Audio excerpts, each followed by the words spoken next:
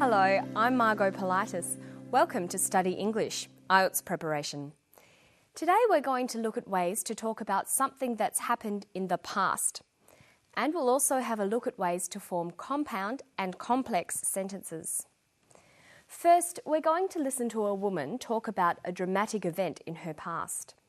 4 years ago, she had a stroke. A blood vessel burst in her brain. Here's what happened to her. A stroke is whereby the blood supply to the brain is cut off. The major signs of having had a stroke that most people would equate with is weakness. So paralysis of an arm, leg or face. In others it can be a loss of speech or an ability to communicate. Others may have loss of vision or a combination of all those things. I was just so physically fit and also emotionally I was on top of the world. I had a really good job at that time and I was getting married. I just felt terribly nauseous and I woke up with pins and needles down one side of my leg. And then it worked its way up towards my arm and across. I was just immobile. I couldn't move. I couldn't walk. I was paralysed on this side of my body. Simone is telling her story. She is giving a recount of what happened to her and how she was affected. A recount is a story about past events, usually in the order in which they occur. Let's take another look at a clip from today's episode. Listen for the past tense verbs in Simone's story. I was just so physically fit and also emotionally I was on top of the world. I had a really good job at that time and I was getting married. She says, I was so physically fit. I was on top of the world. I had a really good job. Here, was and had are past tense verbs. They're irregular verbs. Let's compare the three forms of these irregular verbs. From the infinitive form of the verb to be, we can form the simple present forms am, is, and are. And we can also make the simple past forms was or were. Notice that the verb to be is the only verb in English that has two past tense forms. All others just have one. Let's do the same for the verb to have. What is the simple present form of the verb to have? Has or have. And the simple past form? Had. When you learn new verbs, it's important to learn them with all their different forms. So make sure you write verbs down in a notebook and work out all their different tenses as well. When you are recounting a story that happened in the past, you'll need to use all these simple past tense forms of verbs. You'll also need to use a variety of transition signals, words that help to order the events. Using transition signals will help the reader or listener follow the order of events in the story. Listen for the transition signal in this clip. I just felt terribly nauseous and I woke up with pins and needles down one side of my leg. And then it worked its way up towards my arm and across. She uses the word then. Then is very common in informal spoken language. So are other informal transition signals like next or after that. Simone said she had a feeling of pins and needles in her leg. Then it worked its way to her arm.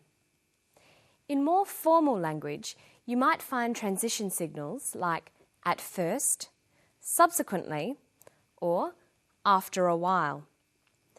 If we wanted to make Simone's story clearer, we could add some transition signals to her story.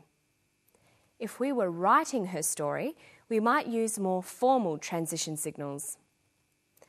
Simone had a feeling of pins and needles in her leg. Then it worked its way to her arm. We might say, at first, Simone had a feeling of pins and needles in her leg. After a while, it worked its way to her arm. Notice that transition signals like this are often followed by commas. Adding transition signals has made Simone's story clearer. You can more easily see the order of events. This is very important in formal language. Try to make sure you learn and use a number of different transition signals.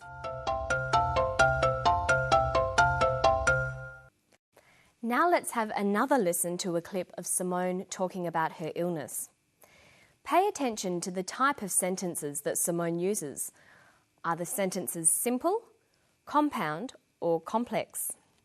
It worked its way up towards my arm and across. I was just immobile. I couldn't move. I couldn't walk. I was paralysed on this side of my body. Most of the sentences that Simone uses are simple sentences. If we wanted to write an account of Simone's illness, we could join up some of these sentences to make compound and complex sentences. We form compound and complex sentences by joining simple sentences and phrases together. Simone says, "I was just immobile. I couldn't move. I couldn't walk."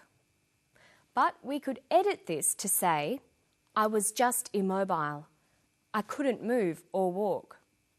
Or, "I was just immobile. I could neither move nor walk."